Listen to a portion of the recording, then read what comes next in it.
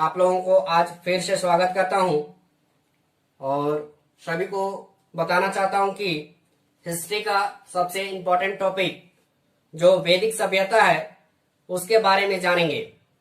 तो आप लोग के डीके क्लासेस को लाइक, सब्सक्राइब और साथ ही साथ शेयर कर ले। मैं आप लोगों को वैदिक सभ्यता बताने जा रहा हूं। तो चलिए दोस्तों, वैदिक सभ्यता के बारे में जानते हैं। सबसे पहले वैदिक सभ्यता है क्या? तो सिंधु घाटी सभ्यता के बाद एक नई सभ्यता का विकास हमारे भारत में होता है, वैदिक सभ्यता कहलाता है। तो वैदिक सभ्यता क्या है? तो सिंधु घाटी सभ्यता के बाद एक नवीन सभ्यता का विकास हमारे भारत में होता है, वो हमारा वैदिक सभ्यता कहलाता है। तो चलिए हम लोग आपको ब्लैक बोर्ड में लिख दे रहे हैं, ठीक है। वैदिक सभ्यता,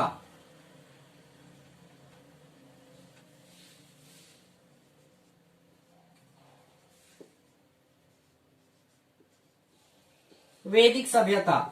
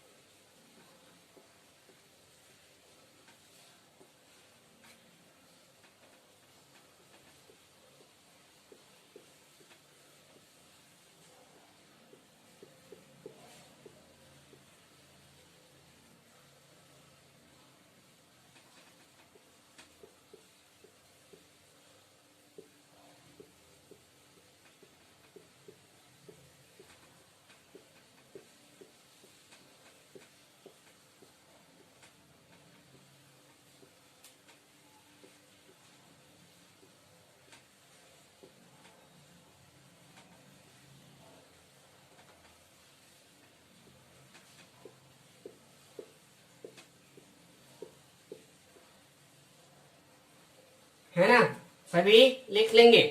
देखिए बता दे रहा हूं, सिंधु घाटी सभ्यता के पश्चात एक नवीन सभ्यता का विकास हमारे भारत में होता है, उसे हम वैदिक सभ्यता कहते हैं, है ना। तो सभी को लिखते जाएंगे।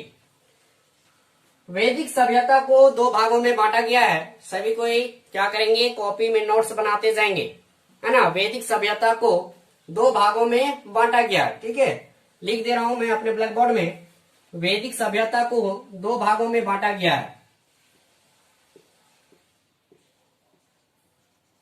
वैदिक सभ्यता को दो भागों में बांटा गया, ठीक है। एक है आपका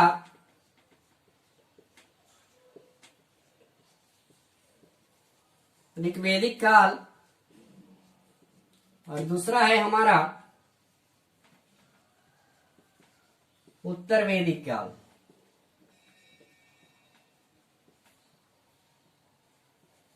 है ना। ऋग्वैदिक काल का समय कब से कब तक था और उत्तर वैदिक काल का समय कब से कब तक था, वो मैं आपको यहाँ पे लिख दे रहा हूं।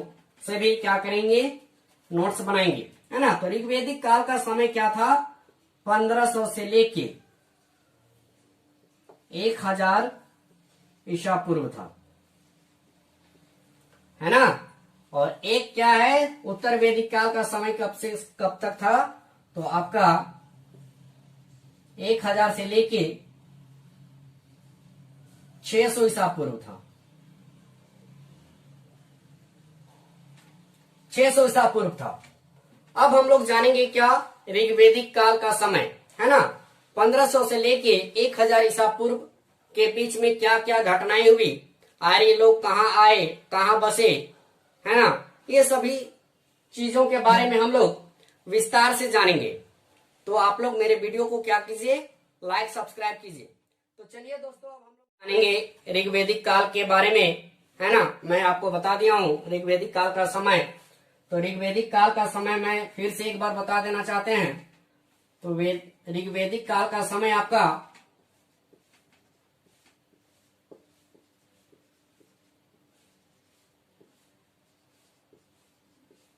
ऋग्वेदिक काल का समय आपका था 1500 से लेके 1000 ईसा पूर्व, है ना। ये सभी याद रखेंगे, ठीक है।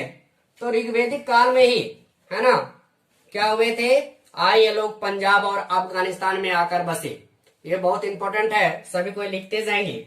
आर्य लोग सबसे पहले पंजाब और अफगानिस्तान में आकर बसे थे। आर्य लोग पंजाब और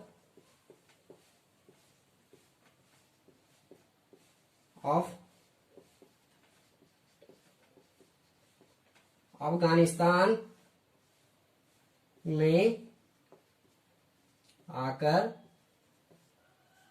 बसे।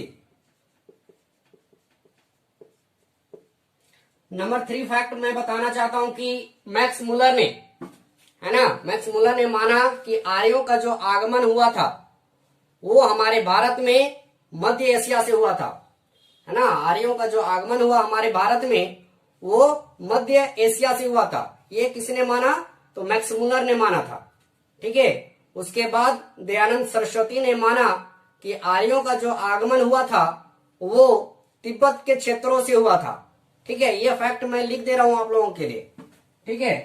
तो मैक्स मुलर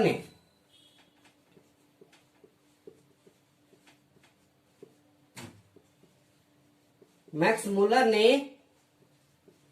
माना कि आर्यों का आगमन हमारे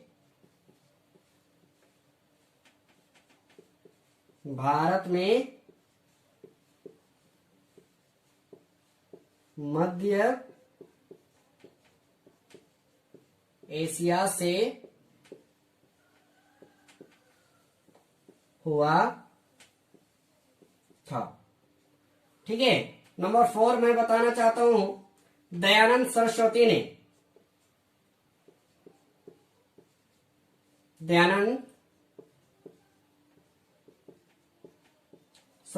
ने, माना आर्यों का आगमन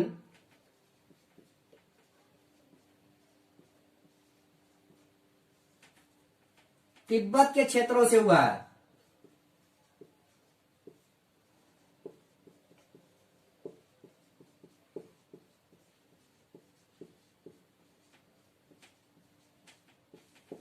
है ना। ये काफी इंपॉर्टेंट फैक्ट है दोनों, ठीक है।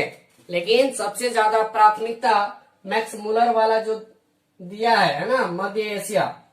तो आर्यों का आगमन कहां से हुआ है, तो मध्य एशिया से हुआ है। मैक्स मुलर को ज्यादा प्राथमिकता दी गई उस समय, है ना। उसके बाद हम लोग जानेंगे दोस्तों आर्यों का जो मुख्य पेय पदार्थ था वो क्या था, है ना। आर्यों का जो मुख्य पेय पदार्थ क्या था, तो सोमरस था। सभी कोई लिखते जाएंगे। नंबर 5 में आर्यों का प्रमुख पेय पदार्थ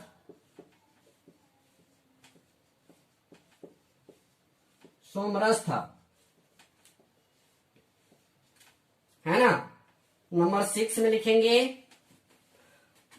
नंबर 6 में सभी कोई लिखते जाएंगे कि आर्यों का प्रमुख पशु कौन था, तो घोड़ा था, ठीक है। प्रमुख जानवर बोलेंगे, है ना। तो आर्यों का प्रमुख जानवर कौन था, तो घोड़ा।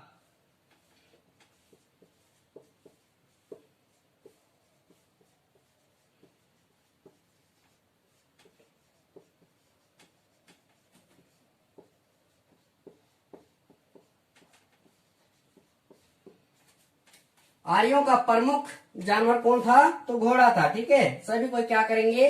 लिखते जाएंगे। नंबर 6 फैक्ट है ना।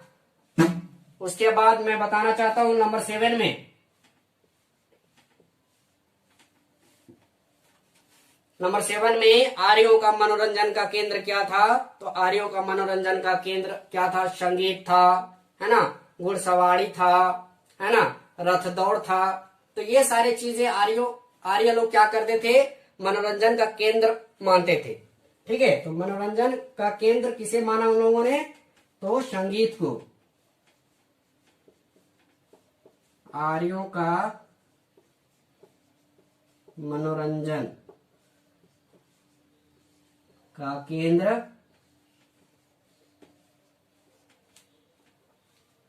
क्या? संगीत है। ठीक है, उसके बाद रथ दौड़ था, है ना। तो ये सारी चीजें क्या की? आर्य लोग क्या करते थे? अपने जमाने में करते थे। ठीक है, उसके बाद जानेंगे दोस्तों, अब नंबर 8 जानेंगे। ठीक है, नंबर 8 क्या जानेंगे? आर्यों की जो भाषा थी, ठीक है, आर्यों की जो भाषा थी वो संस्कृत थी, है ना। तो संस्कृत भाषा को उस समय क्या की जाती थी? सबसे ज्यादा मान्यता दी जाती थी आर्यों के समय। ठीक है, तो आर्य की जो भाषा थी, लिख दे रहा हूं, आर्यों की भाषा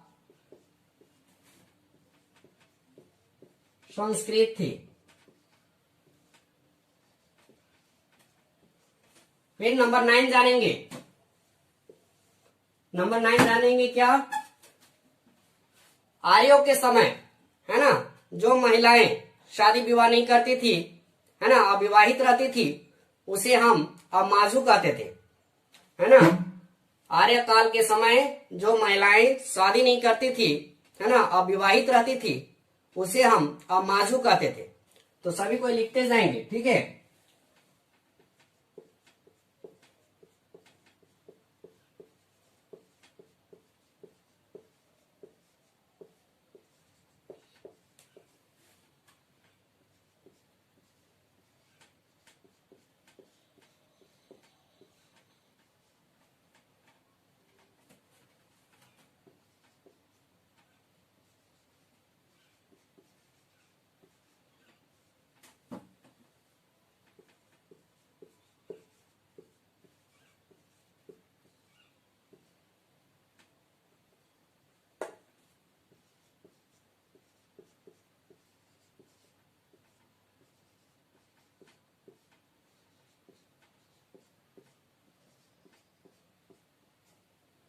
है ना। आर्यों के समय जो महिलाएं अविवाहित रहती थी, उसे हम अमाजू कहते थे, है ना। उसके बाद नंबर 10 जानेंगे, है ना, जो काफी इंपॉर्टेंट है। नंबर 10 में क्या था कि उस समय, है ना, जिन महिलाओं के पति मर जाते थे, वो उनके छोटे भाई से क्या कर सकते थे? यानी अपने देवर से विवाह कर सकते थे। ऐसी मान्यता दी गई थी, है ना। आर्य काल के समय जिनके पति मर जाते थे, वो महिलाएं क्या करती थी? अपने देवर से शादी कर सकती थी, है ना। तो ये सारी चीजें आपको केडीके क्लासेस में मिलेंगे। तो आप वीडियो को क्या कीजिए? लाइक करेंगे, सब्सक्राइब करेंगे। चलिए हम लोग नेक्स्ट जानेंगे, है ना, ऋग्वेदिक काल के बारे में, ऋग्वेद के बारे में, है ना, एक एक करके। ऋग्वेद में 10 मंडल, ठीक है, ऋग्वेद में 10 मंडल, 1028 सूक्त,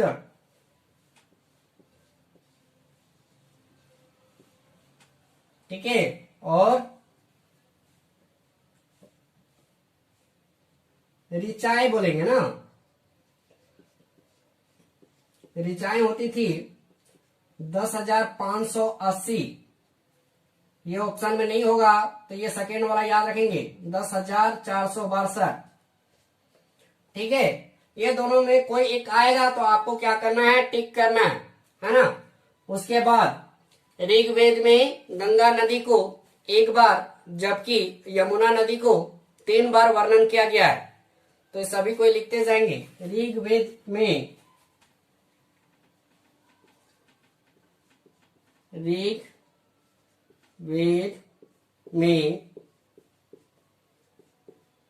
गंगा नदी को एक बार जबकि यमुना नदी को 3 बार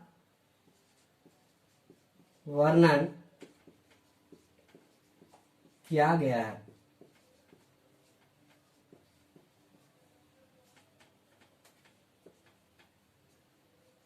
नंबर 12 में जानेंगे दोस्तों। नंबर 12 में जानेंगे ऋग्वेद के तीसरे मंडल में सोम देवता है ना, ऋग्वेद के तीसरे मंडल में सूर्य देवता सावित्री का उल्लेख किया गया है ना। ऋग्वेद के तीसरे मंडल में सूर्य देवता सावित्री का उल्लेख किया गया है।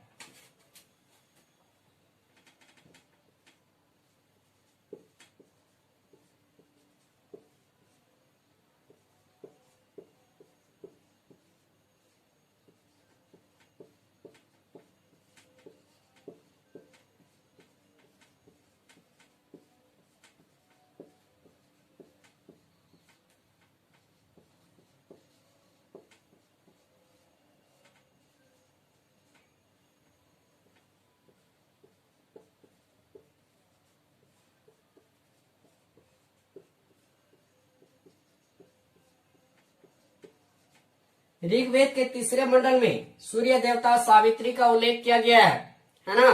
उसके बाद ऋग्वेद के 7वें मंडल में है ना, जो काफी इंपोर्टेंट है, ऋग्वेद के 7वें मंडल में दशरास युद्ध का उल्लेख किया गया है, जिसमें सूरदास और 10 जनों के बीच में पुरुषनी नदी यानी रावी नदी के तट पर यह युद्ध लड़ा गया था, जिसमें सूरदास की क्या हो गई, विजय हो गई। ये मैं बोल दे रहा हूं, ये आप लोग लिख लेंगे, जगह नहीं होने के कारण मैं नहीं लिख पा रहा हूं, ठीक है। तो ये क्या हुआ था, ऋग्वेद के 7वें मंडल में दशरास युद्ध का उल्लेख किया गया है, जिसमें सूरदास और है ना 10 जनों के बीच में युद्ध लड़ा गया था। पुरुषनी नदी को हम लोग रावी नदी के नाम से भी जानते हैं, है ना। तो रावी नदी के तट पर यह युद्ध लड़ा गया था, जिसमें सूरदास क्या हो गई, विजय हो गई थी। तो आप लोग सभी क्या करेंगे, लिखते जाएंगे, है ना। नंबर 13 में ठीक है। नंबर 13 में क्या जानेंगे कि ऋग्वेद में के 9वें मंडल में सोम देवता का उल्लेख किया गया है ना। सोम देवता को हम लोग वनस्पति का देवता भी कहते हैं, ठीक है। तो ऋग्वेद के 9वें मंडल में ऋग्वेद के 9वें मंडल में सोम देवता का उल्लेख मिलता है।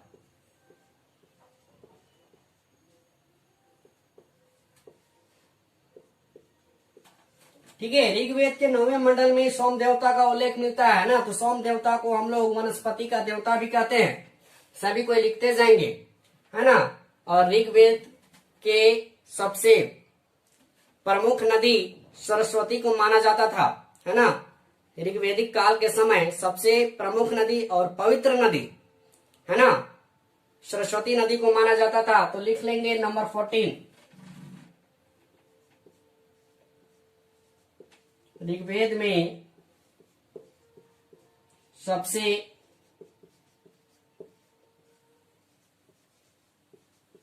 पवित्र नदी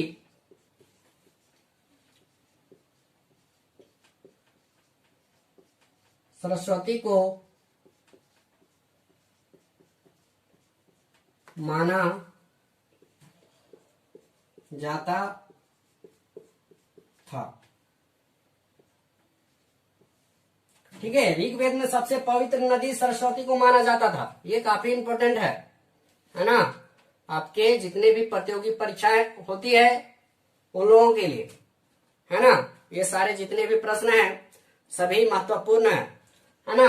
अब हम लोग जानेंगे वेदों की संख्या, है ना। वेदों की संख्या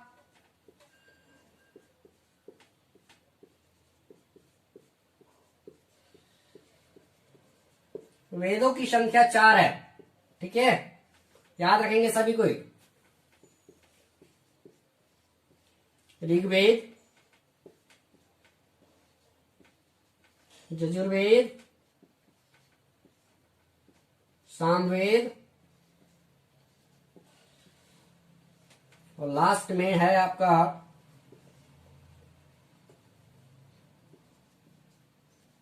अथर्ववेद, है ना।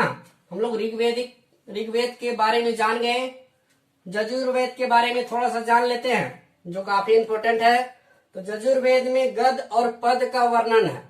ठीक है, पूछा जाता है कि गद और पद का वर्णन किस वेद में है, तो यजुर्वेद में याद रखेंगे। और नंबर 3 है सामवेद, और सामवेद को हम लोग संगीत का वेद भी कहते हैं, है ना। तो सामवेद को हम लोग संगीत का वेद कहते हैं। और लास्ट है हमारा अथर्ववेद, है ना। अथर्ववेद में तंत्र मंत्र जादू टोना, है ना, ये सभी का क्या किया गया है, वर्णन किया गया है। तो सभी को याद रखेंगे।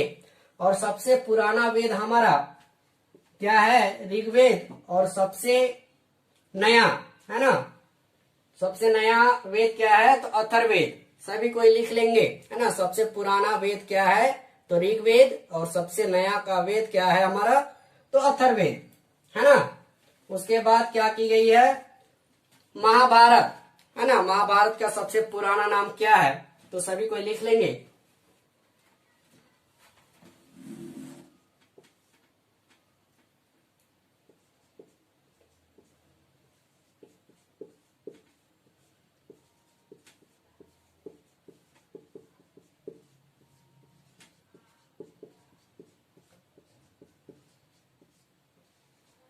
जय संहिता, है ना। महाभारत का सबसे पुराना नाम क्या है, तो जय संहिता। सभी को याद रखेंगे, है ना। महाभारत का सबसे पुराना नाम क्या है, तो जय संहिता। ठीक है, और आपको बता दे रहा हूं नंबर 17 में लिखेंगे। सबसे इंपॉर्टेंट है, सभी लिखते जाएंगे।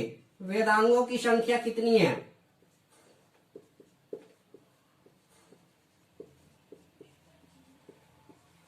वेदांगों की संख्या, वेदांगों की संख्या 6 है ना। नंबर 18 में लिखेंगे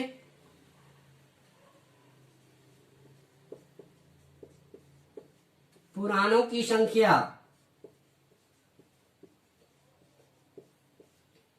पुराणों की संख्या कितनी है, तो 18 है। ये आपका आता है ना। पुराणों की संख्या कितनी है, वेदांगों की संख्या कितनी है, वेदों की संख्या कितनी है, उपनिषद की संख्या कितनी है,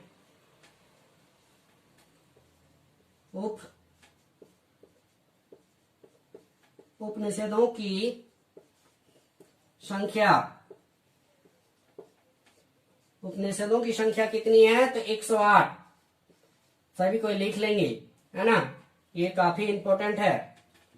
उसके बाद जानेंगे हम लोग दोस्तों, उत्तर वैदिक काल में, है ना, गोत्र नामक संस्था का जन्म होता है ना। उत्तर वैदिक काल में क्या होता है, गोत्र नामक संस्था का जन्म होता है। हम जितना भी बता रहे हैं वो सभी इंपॉर्टेंट है, जितने कोई प्रतियोगी परीक्षाओं की तैयारी कर रहे हैं उन लोगों के लिए, है ना। तो नंबर 20 में क्या लिखेंगे, गोत्र नामक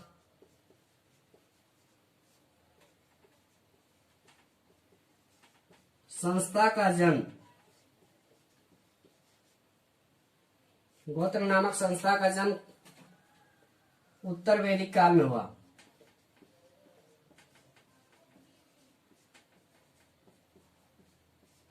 उत्तर वैदिक काल में हुआ, है ना।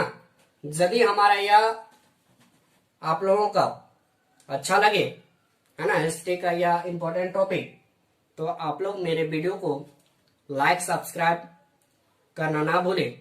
और मैं आप लोगों को एक क्वेश्चन बता रहा हूं, ठीक है, उसका जवाब आप लोग दीजिएगा। सत्यमेव जयते कहां से लिया गया है?